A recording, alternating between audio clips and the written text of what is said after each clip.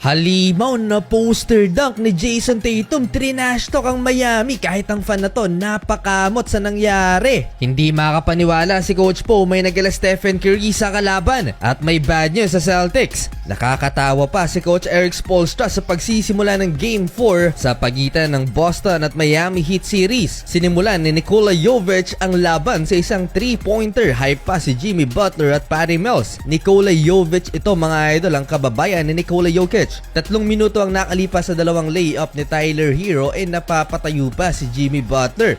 Pero halfway ng opening quarter, napatake over si Derrick White at nagtala lang naman ng 16 points ang player na to. Pinaulanan ng 3-pointers ang Miami Heat shooting 4 of 5 beyond the arc. Umabot ng 15 points ang biggest lead ng number 1 NBA team sa Miami Heat. Last 2 minutes, tinulugan naman ni Peyton Pritchard ang rookie na si Jaime Jaquez Jr. na libre 200 dunk. Nag-mini run pa ang Miami before the end of first quarter. Bam Adebayo dunk over Al Horford mula sa assist ni Tyler Hero. Lamang ng 10 points ang Boston Celtics 34-24. So far leading scorer ng Miami si Tyler Hero with 9 points. Second quarter, 5-point swing ang ginawa ng Boston Celtics pero agad din namang nakasagot ang Miami Heat. From defense to offense, nilockdown ng mas maliit na si Haywood Highsmith, si Kristaps Porzingis at binuli pa siya ni Bam Adebayo sa pintura. Nagbuhat sa second quarter si Bam at todo suporta sa kanya si Jimmy Butler nang maiskora ng Heat big man si Al Horford. Mukhang may dalang trash talk itong si Jimmy sa bench ng Miami kay Al Horford. Derrick White nag-aala Stephen Curry, 22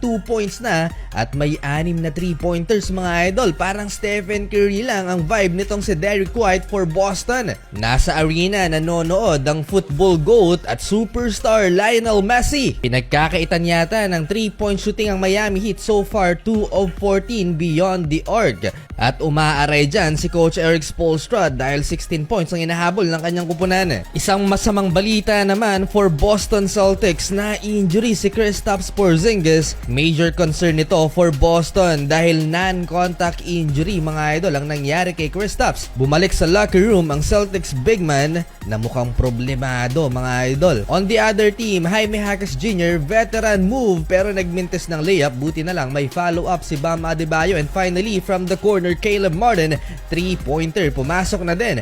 Na-hype na sana ang crowd pero itong si Jason Tatum, highly contested 3-pointer na ipasok. 5-point counter ng Boston, balik sa 17 points ang lamang ng Celtics, 53-36 halftime.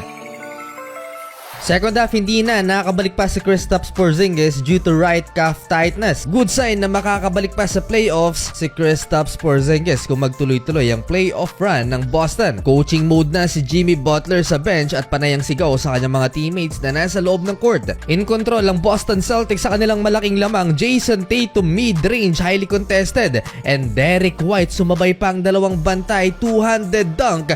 Pinapahiya niya ang depensa ng Miami Heat. Sinundan pa yan ng 200 poster dunk laban sa big man ng home team na si Bam Adebayo. Buhat na buhat ng Celtics guard ang Boston so far with 31 points, shooting 63% sa field at may 7 3-pointers. Nakapagbigay ng impact sa opensa naman ng Miami Heat si Patty Mills with 7 points in 8 minutes pero masyadong deadly both ends of the floor ang Boston Celtics kaya napanatili nila ang kanilang 20-point lead. Muling nag-ingay ang mga fans sa 3-pointer na to ni Bam Adebayo pero still 22-point lead by Boston, 81-59. Fourth and final quarter, Miami Heat showing some life. Caleb Martin 3-pointer. Agad din namang pinatahimik ni Al Horford ang crowd sa kanyang 3-pointer.